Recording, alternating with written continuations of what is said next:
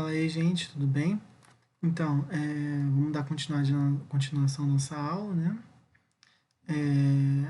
No caso, só avisando, né? Próxima aula a gente deve falar ir pro Zoom, já que agora tá pago a parada, né? Então pode ficar mais tempo.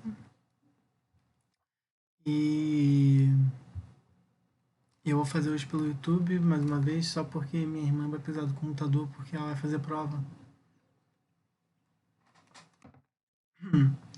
Então vamos lá. Na aula passada a gente falou sobre o final do Império, né, do Dom Pedro I, primeiro reinado. Dom Pedro volta para Portugal, né, por causa da Revolução Liberal do Porto, das questões econômicas aqui no Brasil e tal, babá. Não vamos falar muito porque já foi falado na aula passada. Nesse meio período, Dom Pedro de Alcântara, né, seu filho, ele é menor de idade e ele não pode assumir. Então, inicia-se um período de regência. O que é uma regência? É um período de transição, transição, beleza? Nesse período de transição, logo no início, houve um novo modelo, um reajuste nos partidos políticos. Essa é a palavra. Os antigos liberais radicais viraram liberais exaltados, beleza? No caso, quem eram os liberais radicais, só lembrando, eram os profissionais liberais, né? A gente está falando de, sei lá, barbeiro, padeiro, café, sei lá, acho que as pessoas trabalhavam nos centros urbanos e por aí vai, tá? Eles eram poder. O que está em parênteses ali é só um apelido que eles tinham, tá? Não vou entrar em detalhes, não. Quer dizer, não tem por que eu entrar em detalhes, né? É só apelido, tá? E o Partido Brasileiro virou Liberais Moderados. Lembrando quem era o Partido Brasileiro, quem vai ser os Liberais Moderados, é a elite. Agricultores, cafeicultores ainda não, mas agricultores, fazendeiros e por aí vai. Quem tinha dinheiro, quem mandava no país de fato. E os restauradores eram de maioria do antigo Partido Português, tá? No caso, eu acabei não falando dos outros, né? Mas no caso, eu vou falar de trás para frente agora. Os restauradores, o que eles queriam? Eles queriam a volta de Dom Pedro I. Era esse o sonho deles, o supra-sumo. Demais, eles queriam poder centralizado. Se caso Dom Pedro não pudesse voltar, o Dom Pedro I, que era uma figura muito mais vista como português, né? Caso Dom Pedro I não pudesse voltar a ser imperador, vamos fazer o seguinte: centraliza o poder e com a centralização do poder posso garantir meu status quo, meus benefícios. Ok? Os liberais moderados, como eu disse, sendo as elites, eles vão querer o quê? Um poder centralizado, tá?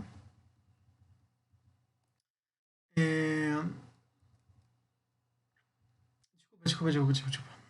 Os liberais moderados, eles vão alternar entre pessoas que querem, sim, o poder centralizado e pessoas que querem o poder difuso, um poder mais federalista, né? Um poder descentralizado, ou seja, que as províncias tenham mais poderes. E os liberais exaltados, eles vão querer uma coisa mais democrática, uma participação do povo, uma divisão de fato também, que nem uma parte dos liberais moderados, é, uma federatização mais forte, poder descentralizado, maior poder de voto, né? Lembrando que o voto era censitário até então, né? E por aí vai. Tranquilo, né? Beleza. Logo após a abdicação de Dom Pedro I, né, a gente vai formar uma regência chamada Trina Provisória, uma regência formada por 3 pessoas, que seria provisória, até entrar a regência Trina Permanente, que seria votada. A Trina Provisória, em pretalição, são as pessoas que fazem parte que não tem por que falar, tá? Só botei por questão de curiosidade. A Trina Provisória, ela vai ser montada a partir de liberais moderados. Ou seja, as elites vão mandar na regência trina provisória. E é óbvio que ela vai garantir coisas que a beneficiam, né, gente? Por exemplo, as coisas que foram feitas pelos liberais moderados, quando eles assumiram a regência provisória, foram coisas como reintegração do Ministério Brasileiro, né, depois por Dom Pedro I, que colocou o Ministério Português, mas enfim, isso foi falado na aula passada, anistia todos os presos políticos no governo anterior, no governo de Dom Pedro I, né, Expulsão do exército dos portugueses, expulsão do exército dos portugueses que não se naturalizassem, ou seja, o exército foi expulso, né? Porque o exército, a maioria, era português, a não ser que a pessoa se naturalizasse. Preparação de eleições para a formação da regência trina permanente que a sucederia, né? Afinal de contas, se é provisória, teria que vir permanente logo depois. Beleza. Aí, 1831 1837. Que eu chamo aqui de a Era Liberal. Por quê? A gente vai ter uma descentralização do poder. Por isso é chamado que eu chamo ele de Era Liberal. No caso, ali em preto, tem os membros da regência que foram eleitas, tá? Desculpa, ou da regência permanente. Mas a figura que chama mais atenção é o padre Diogo Feijó, que é eleito como. Eleito não, é colocado por essa regência como ministro da Justiça. E por que, que o Feijó ele vai ser importante? Só para não pular aqui, tá, gente? Eu vou falar porque o Feijó é importante, mas só para deixar bem claro. Esses membros aqui, esses eleitos de patrina permanente, é óbvio que eram membros ligados a qual partido? Aos liberais moderados, como eu estava falando, né? A era liberal. Consequentemente, são as elites no poder. Os outros partidos, os liberais exaltados e os restauradores, vão ficar isolados e eles vão tramar, vão incitar revoltas na população. Uma população que nesse momento estava como? Bastante fodida. A economia do Brasil estava arrasada por causa de Dom Pedro I, né? A gente não pode desassociar o período anterior ao que estamos agora. Dom Pedro I, como eu falei no vídeo anterior, deixou o Brasil uma grave crise econômica. Correto? Então vamos lá. O Feijó, como eu falei, ele vai ser a figura mais importante dessa regência trina permanente, mais até do que os próprios regentes. Por quê? Por causa dessas três coisas que o Feijó cria: Guarda Nacional, reforma do Código de Processo Criminal e a Lei de Feijó, ou, na verdade, o nome certo, Lei 7 de novembro de 1831, conhecida como Lei para Inglês Ver. Vamos lá. Primeiro, qual a importância da Guarda Nacional? Eu acabei de falar que o exército foi expulso, então praticamente não tinha exército. Quizás eu não tenho certeza, mas se eu não me engano não tinha exército mesmo. A instituição ainda não tinha sido preparada, não tinha sido feita, porque ela ficou toda desestruturada, né? Destruturada. Então havia uma necessidade de você ter um exército capaz de evitar as revoltas que, como eu disse, iam ser incitadas pelos outros partidos no Brasil todo, correto? Então é criada a Guarda Nacional justamente por isso. O que o Feijó fazia? Ele cria uma guarda, uma espécie de polícia, na verdade, uma espécie de polícia militar, que é entregue aos locais, aos governos locais, né, para evitar essas revoltas. Ok, gente? Vamos lá, continuando. A reforma do Código de Processo Criminal, isso é importantíssimo. Por quê? O que a reforma do Código de Processo Criminal faz? Cria o habeas corpus, que é legalzinho. Por quê? Porque é uma ideia uma ideia criada nas revoluções burguesas, né? A ideia de habeas corpus é o direito de ir e vir, tá? Então, quando alguém pede um habeas corpus ao Supremo Tribunal Federal, o que ela está pedindo é que a pessoa fique livre, entendeu? O habeas corpus é meu direito de ir e vir a qualquer lugar, não ser retido. Mas o mais interessante da reforma do Código de Processo Criminal é o aumento do poder do juiz de paz. Juiz de paz eram juízes que eram juízes provinciais. Agora, o que o Feijó faz é dar poder a esse juiz de paz. Esse juiz de paz, consequentemente, vai fazer, quer dizer, não o juiz de paz, mas aumentar o poder do juiz de paz, consequentemente, vai fazer com que coisas jurídicas ficassem mais restritas àquela região do que ao governo central. Consequentemente, aumentaria,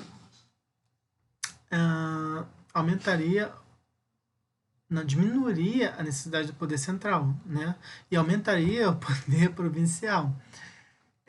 E uma coisa bastante interessante também é que esse juiz de paz tinha poder de polícia. Então, consequentemente, começa aí, junto com a Guarda Nacional, que prestaria esse serviço de polícia para o juiz de paz, a ideia de coronelismo. Entendeu? Que eu não vou entrar agora, não. Mais pra frente eu falo. Por fim, gente, Lei de Feijó, né, ou nome oficial Lei 7 de Novembro de 1831, ou mais conhecido como Lei para Inglês Ver, o que foi isso? Desde 1810, a Inglaterra já pressionava o Brasil a acabar com o tráfico de escravos, né? Só que o Brasil cagava e andava. Só que a Inglaterra era um parceiro economicamente bastante importante para o Brasil, para contrair empréstimos, para evitar ser invadido e por aí vai, né?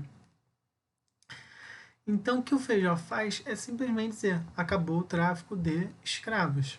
Não tem mais tráfico intramarinho de escravos. Presta atenção, é acabar com o tráfico negreiro, não é acabar com a escravidão, que a Lei Feijó faz. Só que ela é chamada de lei para inglês ver por quê? Porque sabe-se, né, oficialmente, que o tráfico negreiro chegou no Brasil até 1850. Beleza? E depois de 1850 continua, tá, gente? O tráfico negreiro ilegal, né? E também continua a escravidão no Brasil, tá? Mas de fato é que a lei para inglês ver ganha esse nome por causa disso, porque o Feijó criou uma lei só para falar: não, inglês aqui, a gente acabou com o tráfico, entendeu? Por isso que vira lei para inglês ver. Há uma coisa bastante interessante da biografia de Feijó, né? Eu não sei se vocês lembram, né? Mas o Dom Pedro II, desculpa, Dom Pedro II ainda não, o Dom Pedro de Alcântara, né? Ele ficou nas mãos de quem? Sob a tutela de quem? Alguém lembra? Ele fica na tutela de José Bonifácio. O José Bonifácio é aquele maluco que gesticulava com todo mundo, né? Ele estava em hora de um lado, hora do outro. Nesse momento ele é um restaurador, né? Ele queria a volta de Dom Pedro. Olha que interessante. E o Padre Feijó, ele era um liberal, né? Ele era um liberal moderado. Consequentemente, o que acontece aqui é que o, o Feijó, ele tenta um golpe, dá um golpe, para evitar que o que na cabeça dele era que José Bonifácio assumisse o poder, né? Que José Bonifácio conseguisse a volta de Dom Pedro I, né? Ele acusava José Bonifácio um futuro golpista, né? Então ele tenta dar um contragolpe, vamos dizer assim, né? Só que ele não consegue, os liberais moderados não o apoiam e, consequentemente,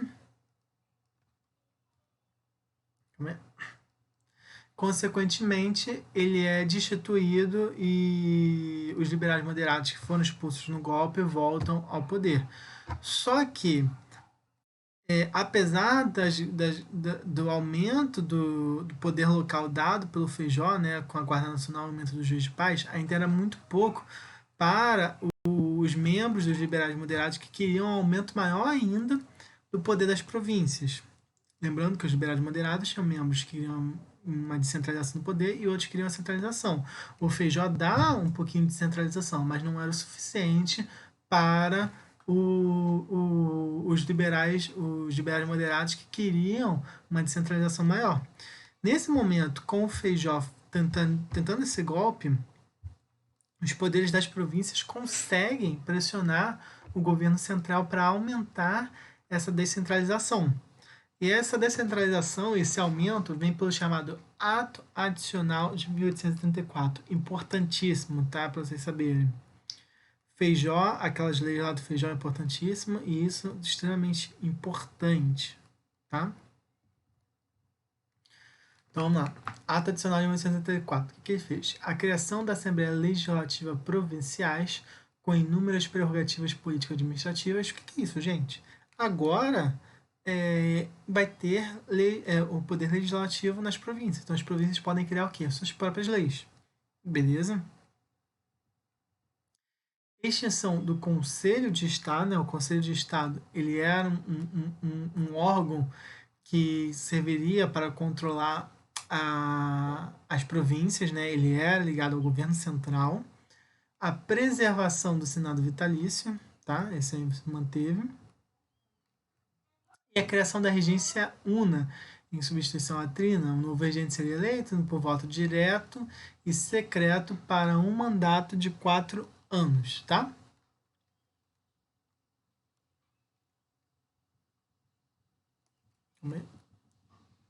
Aí beleza.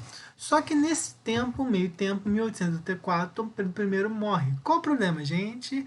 Existia um partido chamado Restauradores que queria a volta de Dom Pedro I. Se Dom Pedro I não tem mais, vai fazer o quê? Mandinar para baixar o santo em Dom Pedro I? Não vai, né, gente? Então, consequentemente, os restauradores acabaram. Então, há uma reorganização política e agora a gente tem dois partidos, o Partido Progressista e o Regressista.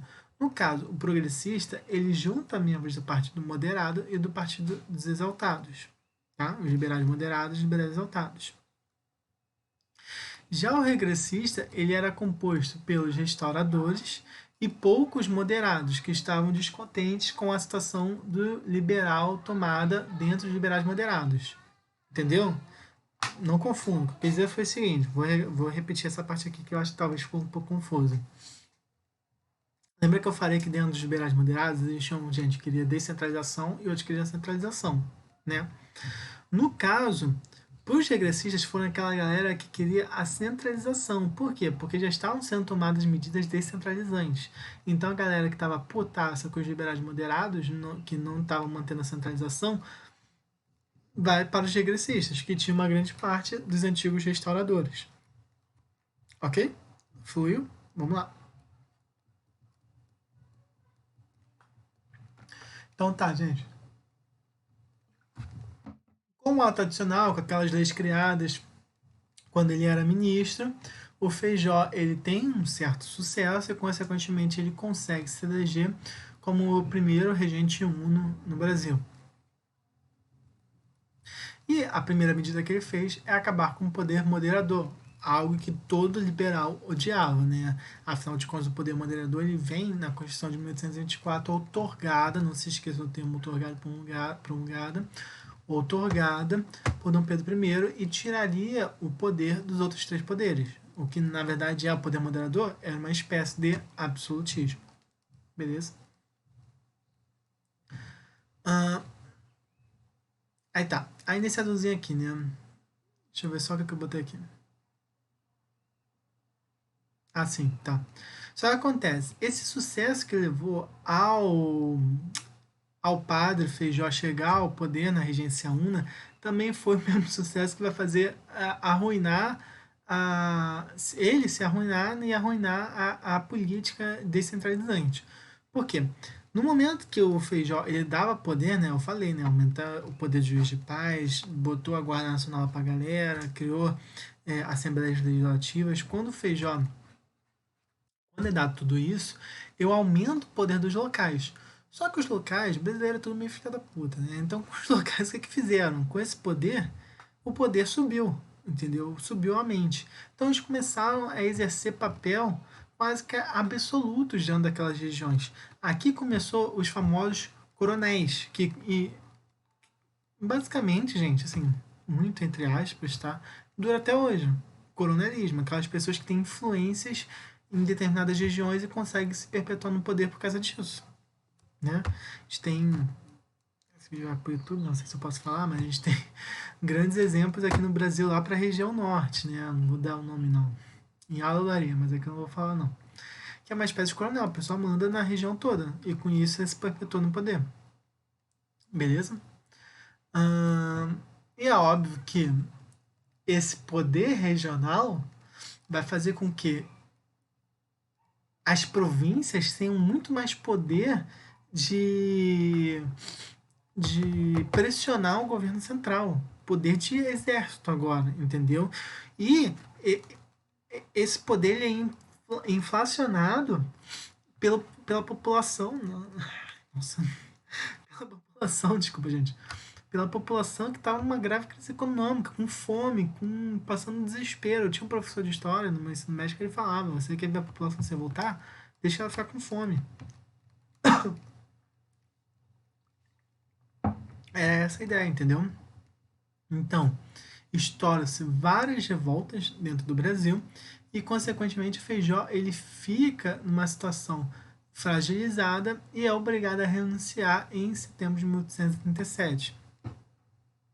E quem vai assumir é o Araújo Lima, né? O seu vice, no caso, que vai assumir interinamente, que vai ser agora o novo regente Uno, regência Una de Araújo Lima, tá? A primeira regência Una de Feijó, agora a regência de Araújo Lima. E agora tem um detalhezinho, por quê? O Araújo Lima, diferente do Feijó, o Feijó ele representava a classe mais liberal, mais descentralizante. O Araújo Lima não. O Araújo Lima ele representava a classe mais centralizante. Ele entra no poder por quê? Porque o poder descentralizante estava se mostrando ineficaz, porque estava começando a gerar revoltas provinciais em todas as regiões, principalmente a galera que passava mais fome, né? Porque a elite no fim das contas estava bem, beleza? Agora entra um centralizante, então agora vai gerar um ódio tanto das elites quanto dos mais pobres, porque os mais pobres ainda continuam com fome e as elites agora porque não vão vai ter seu poder local limitado. Limitado que seria o entre aspas, não poder local. Tá, gente?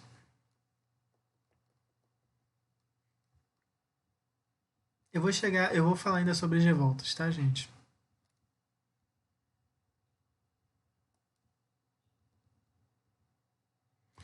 Ah,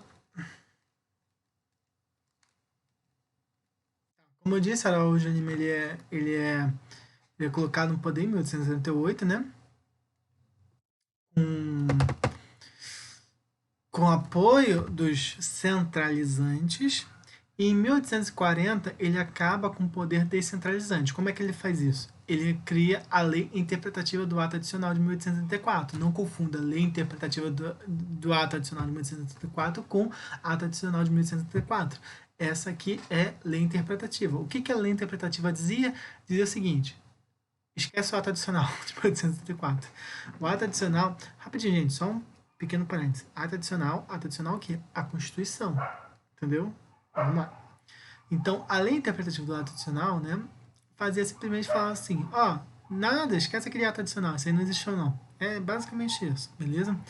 Vamos lá, as medidas. Todas as medidas liberais do ato adicional foram revogadas, as assembleias provinciais foram enfraquecidas, né, as assembleias provinciais que ganharam poder, né, que começaram a existir, que ganharam muito poder. Os juízes de paz foram substituídos pelos juízes de fora. O que, que é o juiz de fora? É aquele cara. Tá escrito, né? Mas assim, desculpa. É aquele cara que vai ser indicado pelo governo central, consequentemente o juiz de paz, que era alguém ligado muito mais à província, não vai ter mais poder. Quer dizer, ele vai ter. O poder não vai mudar. Só que agora o poder vai ficar na mão de alguém que foi indicado pelo governo central. Entendeu o que eu quero dizer? Então eles não mudam no poder dado a esses juízes locais. Só que esse juiz local não era um membro local, era um membro agora vindo do governo central. Pegou? E a Guarda Nacional foi mantida sem nenhum tipo de mudança, até porque necessitava-se muito dela, tá? Só um parênteses, gente. Essa aula aqui me agradou bastante, a forma como eu escrevi, não tá como eu queria, porque eu deixei bastante lacunas para vocês preencherem o que vocês acharam interessante, tá?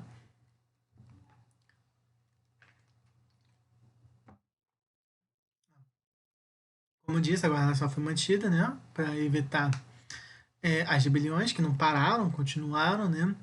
É, então, mesmo com os centralizadores, o grupo mais centralizador, né, mais regressista, ainda assim continuaram-se as revoltas e por causa disso há um novo reajuste político, tá? Ou seja, há uma mudança 3 vezes. Não confundam, tá, gente? é foda, eu sei, mas não confundam. Os progressistas formaram o Partido Liberal, tá?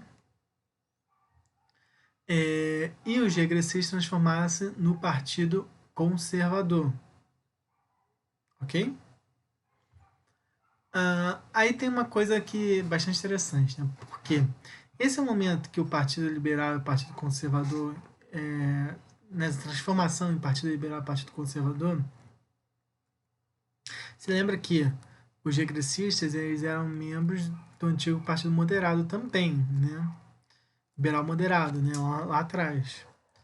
O que acontece? Esses dois partidos, eles são criados, presta atenção, num momento de crise, onde tem várias revoltas ocorrendo. Aí cria-se um termo bastante interessante. Nada mais liberal do que um conservador no poder e nada mais conservador do que um liberal no poder. O que isso quer dizer? Esses dois partidos são a elite. Se eles são a elite, é óbvio, o liberal ele quer mais poder para as províncias, o conservador quer mais poder centralizado? Sim, mas no fim das contas, eles vão trabalhar sempre para quê? Para preservar os interesses da elite. Então é tudo fora no mesmo saco. Beleza? Aí você vai falar, professor, e aquele partido lá dos liberais exaltados? Nesse momento, ou os liberais exaltados se adaptaram a um desses dois partidos, ou eles estão justamente nas revoltas. Beleza? Geralmente estão nas revoltas.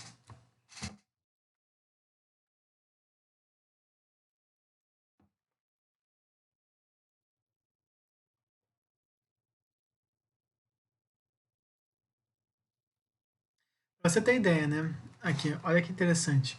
No caso, no poder, quem estavam eram o quê? Os regressistas, né? Com Araújo Lima, como eu falei. Né? Os centralizantes. Virou o Partido Conservador. Então, o Partido Conservador estava no poder. Então, para você ver como que aquela frase faz sentido. Os liberais, os liberais que estavam afastados do poder, o que eles fizeram? Para conseguir alguma coisa, o que eles fazem? Eles antecipam, eles tentam dar um golpe antecipando a maioridade de Dom Pedro de Alcântara para 14 anos. Ou seja, um liberal quer botar um imperador no poder. Olha que louco isso. Na verdade, deveria ser o conservador, né? Que é ligado àquela galera mais centralizante. Mas o liberal que quer uma descentralização maior tenta botar dar um golpe da maioridade, né? O famoso golpe da maioridade. Então você vê, por isso que nada mais liberal do que um conservador no poder, nada mais conservador do que um liberal no poder. Porque, no fim das contas, eles só estão interessados no jogo político. Mas é a mesma farinha do mesmo saco. Após essa reforma, né, o Partido Conservador e o Partido Liberal, cria-se o partido, desculpa, o Clube da Maioridade, presidido por Antônio Carlos de Andrade, né, um dos redatores da Constituição da Mandioca. Olha que engraçado, né, a Constituição que não vai para frente por causa do Dom Pedro I, quer botar agora Dom Pedro, Dom Pedro de Alcântara no poder, né. Ai, ai, o Brasil é foda. A desculpa era que Dom Pedro, ele era. Isso faz um pouco de sentido. Dom Pedro era a esperança máxima para acabar com as revoltas. Por quê? Essas revoltas elas ocorriam, muitas delas ocorriam porque você não tinha um poder de fato. O que você tinha era um fantoche, não, mas uma ilusão de poder. Um grupo que estava lá para poder fazer a preparação para o legítimo entrar, que seria o Pedrinho, né? Então acontece. A ideia era que colocando o imperador legítimo no poder, as revoltas acabariam. Tinha um certo sentido nisso, tá? E, consequentemente, o Clube da Maioridade, blá blá blá, em julho de 1840 foi aprovado o projeto da redução da maioridade. Em 23 de julho iniciou-se o segundo reinado sob o comando agora de não mais Dom Pedro de Alcântara, mas sim de Dom Pedro II. Ok, gente?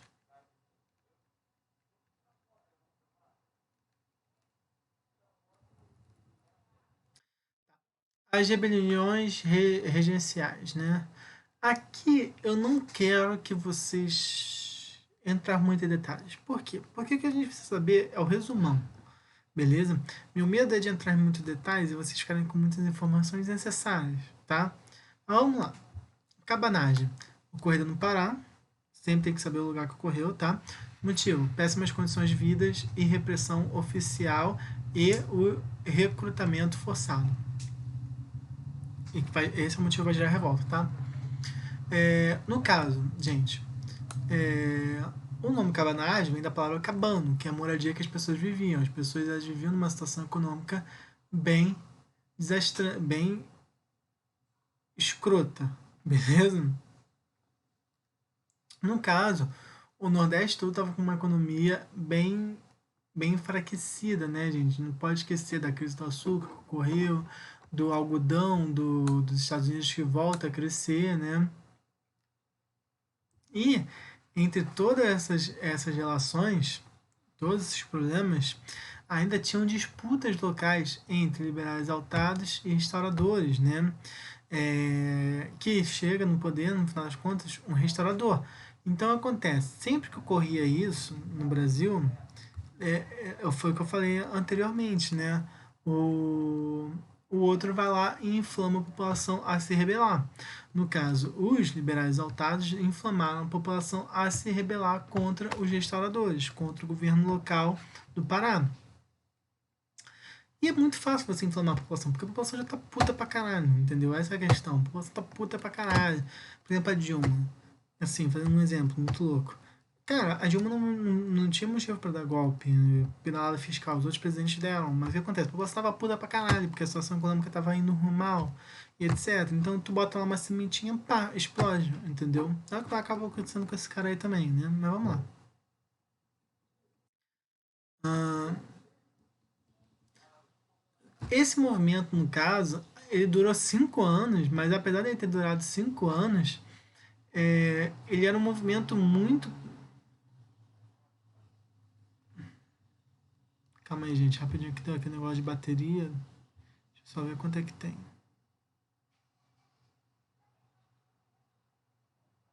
Tem 18 minutos, mas eu não acredito nisso. Me dá um minutinho só, gente, por favor.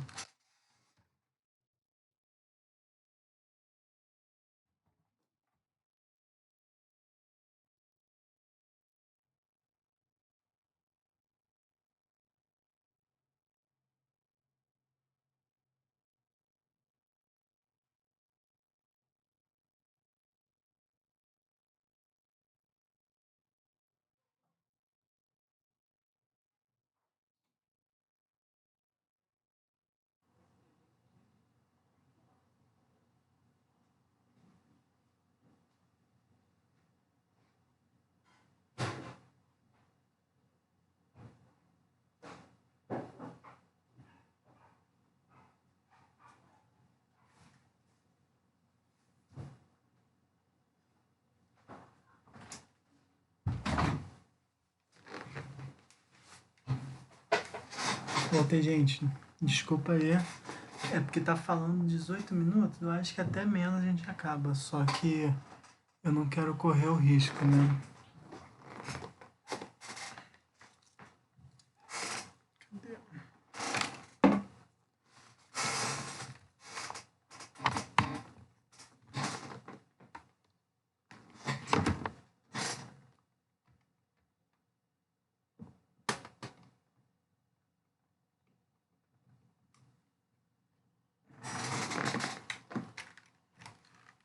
Pronto, gente, desculpa. É só porque fala 18 minutos, mas não dá pra confiar muito nesse negócio de bateria. Mas vamos lá.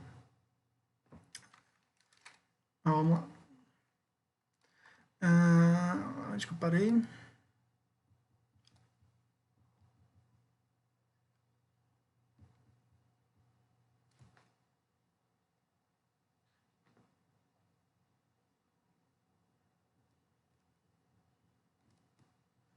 Hum. Sim, desculpa. Então tá. Eles inflamavam a população por meio de revistas, jornais, etc. Né? No caso, o principal meio de incentivar foi o jornal chamado Sentinela Maranhense. É, E, assim, e como eu disse, apesar de ter durado 5 anos, bastante tempo até, né? A revolta ela era muito popular. Então, o que ocorreu logo depois foi a galera indo para os campos, destruindo tudo, matando os fazendeiros, é, e etc, sabe? Coisas bem, bem loucas mesmo que ocorreu na cabanagem. População revoltada com a situação econômica, briga política, enquanto estava a situação lá bem ruim do Pará, né? No caso, ela vai acabar com uma repressão do governo regencial, né? Uma pressão do governo central. É, Só que, né, as pessoas resistiram à revolta de 1840, só quando Dom Pedro II assume, ele dá uma anistia é, uma anistia à população, o que levou à diminuição da quantidade de pessoas e a não dando mais para continuar o conflito. É, para você ter uma ideia, a cabanagem levou 30 mil cabanos a serem mortos, entendeu? Só do lado dos cabanos, né? Imagino das tropas, né? Vamos falar agora da revolta mais duradoura, né? E a que conseguiu objetivos, né? No caso, a Farroupilha, 1835 a 1845. Para quem gosta de novela aí, Globoplay, pessoal que gosta bastante, tem uma série da Globo, minissérie, chamada Casa das Sete Mulheres. Na época, o nego adorava. Eu não vejo essas coisas da Globo. Fora Globo, lixo, mentira, não, só não vejo coisas da Globo. Então, show novelas, né? Então, por isso eu nunca vi. Mas dizem que foi muito bom. Quem viu, gosta. É com o Thiago Lacerda. Lacerda? Mas enfim, não interessa. Beleza, a farroupilha ela ocorre no Rio Grande do Sul. O motivo? Concorrência desleal aos estancieiros argentinos no comércio do charque na região. O que acontecia? As elites locais, que no caso no sul até hoje, né, um dos principais, se não o principal, não tenho certeza, mas enfim, se não o principal meio de comércio do Rio Grande do Sul é o charque. O que é o charque? É a comercialização do carne bovina. Só que acontece, ah, o charque argentino ele chegava no Brasil mais barato que o charque brasileiro, pela quantidade de impostos cobrados aqui no Brasil é, aos estancieiros, né, que são as pessoas que cuidam do gado, né, e pela questão da qualidade, né, a carne da Argentina era melhor, então uma carne melhor e ainda por cima mais barata fazia com que a concorrência da carne do Rio Grande do Sul fosse muito desleal e, consequentemente, os fazendeiros do Rio Grande do Sul sofriam com essa questão, com essa disputa, tá? Hum,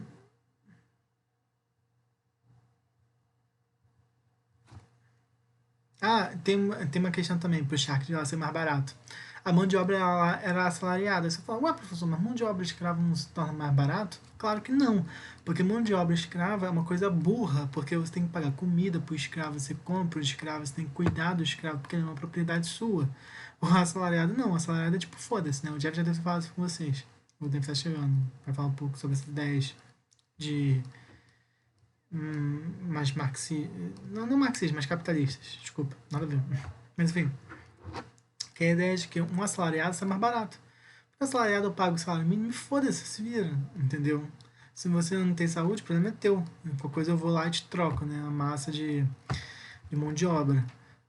Já o escravo não, você comprou, você não pode trocar o escravo, né? Você tem que cuidar, porque você não quer que ele quebre, ele é um produto seu, né? Então, o mão de obra assalariada fazia com que a carne a gente não fosse mais barata. Foi um movimento moderador, esse é o único conceito, isso que eu já falei. É, em 1835, os membros da Farroupilha eles chegam a tomar a capital do Rio Grande do Sul, tá? Só que a mesma é retomada logo em seguida com a ajuda do governo central e com as elites que ali viviam dentro do governo do Rio Grande do Sul, né? O movimento ele vai se estabelecer numa região chamada Piratini e criar a chamada República Rio Grandense, ou seja, eles criam um estado não brasileiro dentro do Brasil.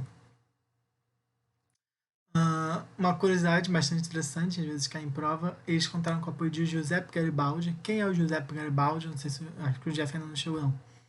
Giuseppe Garibaldi ele participou com o Conde Cavour lá na Primeira Guerra Mundial, beleza? Na Primeira Guerra Mundial não, desculpa gente, na nos processos de centralização da Itália, no caso, Giuseppe Garibaldi lutou pela centralização, pela unificação, essa palavra, tipo, pela unificação italiana, né? O que vai dar depois a Primeira Guerra Mundial, né?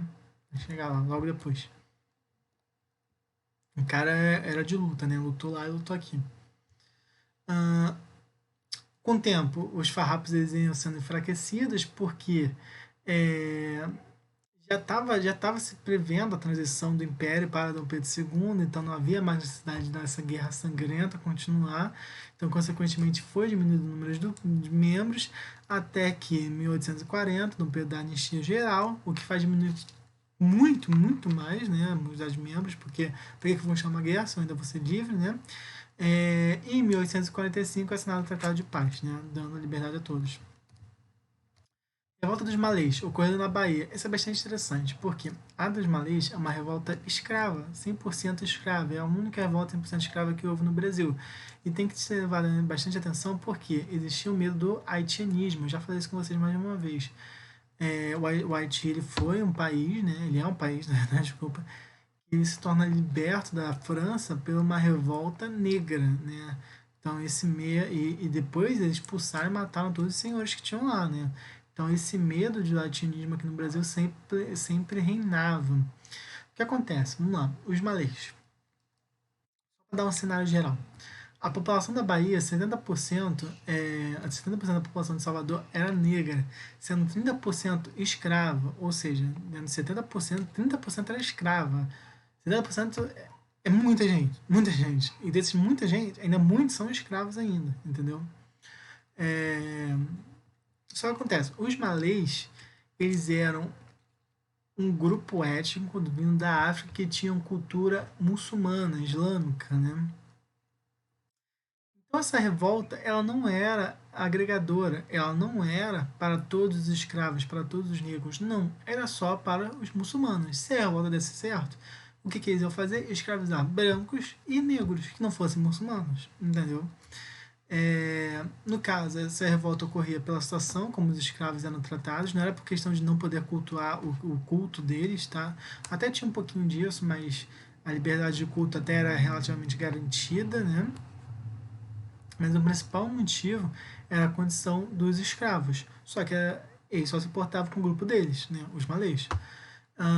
A revolta, no caso, ela é delatada, né, com quem conta que cagueta a revolta, e fazendo que os revoltosos tenham que antecipar a revolta. Eles estavam em reunião e tal, então eles já saíram às pressas, quando souberam que foram delatados, para iniciar a revolta.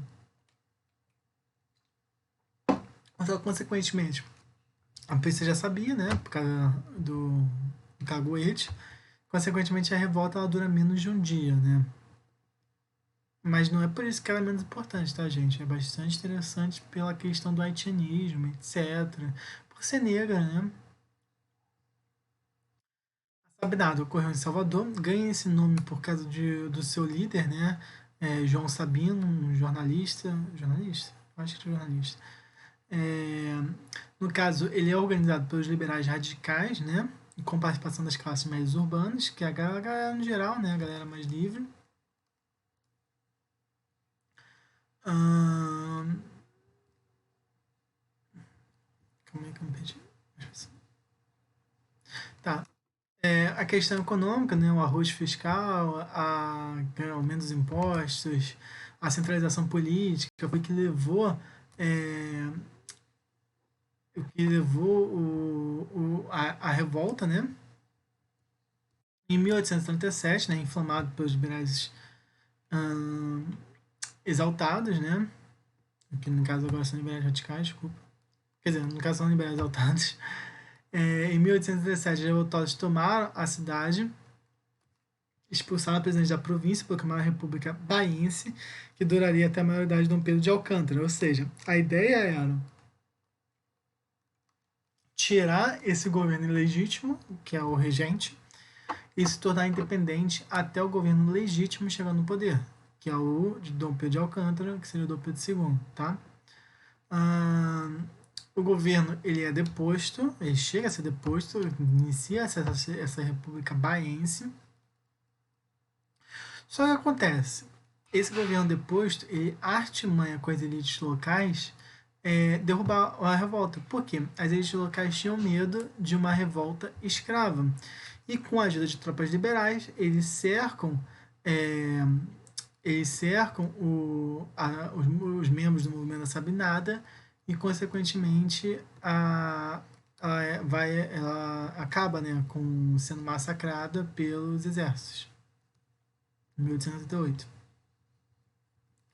A balaiada, 38 a 41. A balaiada é um movimento muito, muito heterogêneo. Ela ocorreu no Maranhão e no Piauí, né? É, mas o principal escárnio da situação era que a situação econômica é principalmente afetada pela questão do algodão dos Estados Unidos que voltou a crescer, né? Todas elas têm a questão econômica por trás, a fome, a miséria que a população vivia ali naquela região, né, no Nordeste principalmente, né? O do Sul que se distancia, Norte e Nordeste, né? Desculpa. O do Sul que se distancia um pouco mais é por causa da questão dos impostos, mas tudo ligado ao governo central, da maneira que, como estava em crise econômica, e mesmo assim o governo central não olhava para a situação que estava aquelas regiões. Por isso estoura essas revoltas, né? Porque o governo central estava mais preocupado em disputas políticas.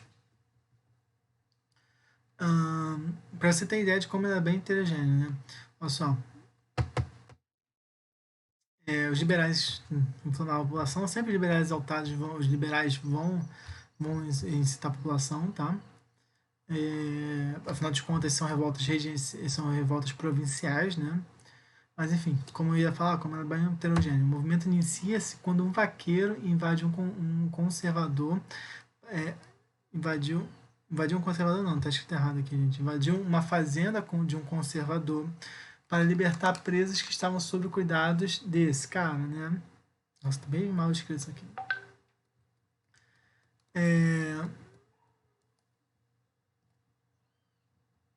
Calma aí.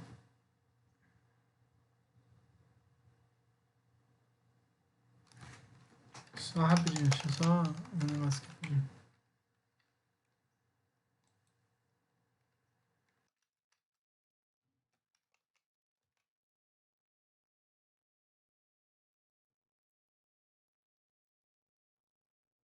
Droga, não vou conseguir ver.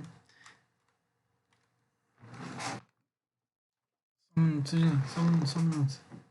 Porque tem um caso curioso, eu só não lembro de qual que o movimento que é. Cadê?